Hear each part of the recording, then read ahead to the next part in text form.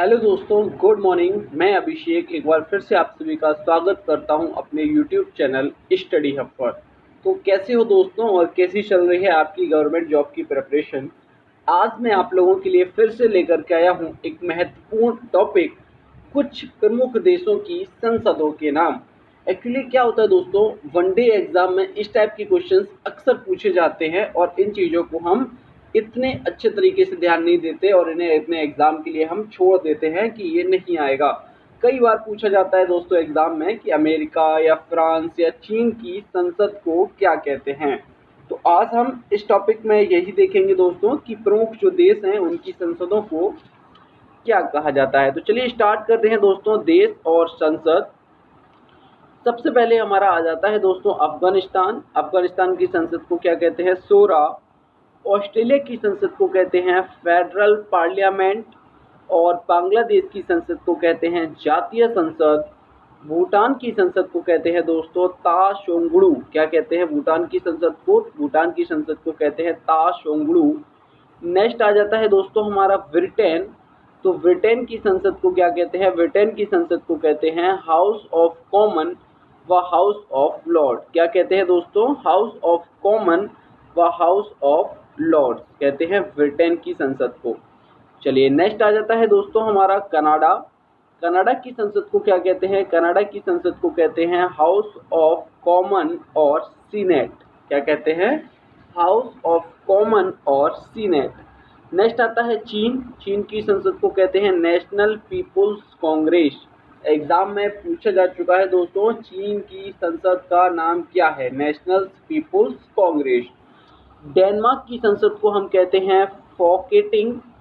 Israel की संसद को कहते हैं नेसेट।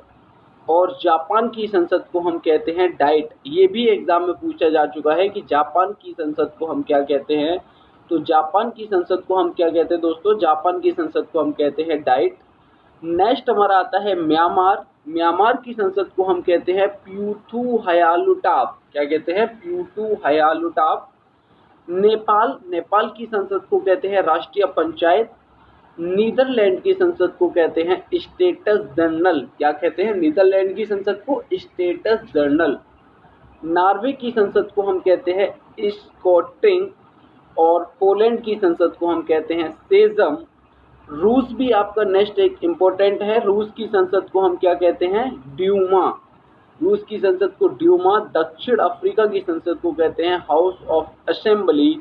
और उत्तरी कोरिया को हम कहते हैं सुप्रीम पीपुल्स असेंबली।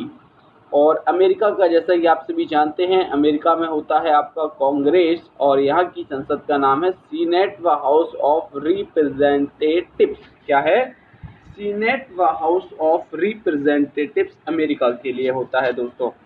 तो उम्मीद करता हूँ आपको ये याद रहेगा और मैं इसका पीडीएफ भी आपके साथ में शेयर कर दूंगा, तो आप पीडीएफ के थ्रू भी सारी चीज़ें देख सकते हो। और एक बार हम फिर से रिवाइज कर लेते हैं सारी चीज़ें। अफगानिस्तान की संसद को हम कहते हैं शोरा। ऑस्ट्रेलिया की संसद को कहते हैं फेडरल पार्लियामेंट। बांग्लादेश की संसद को हम कहते हैं जातीय संसद।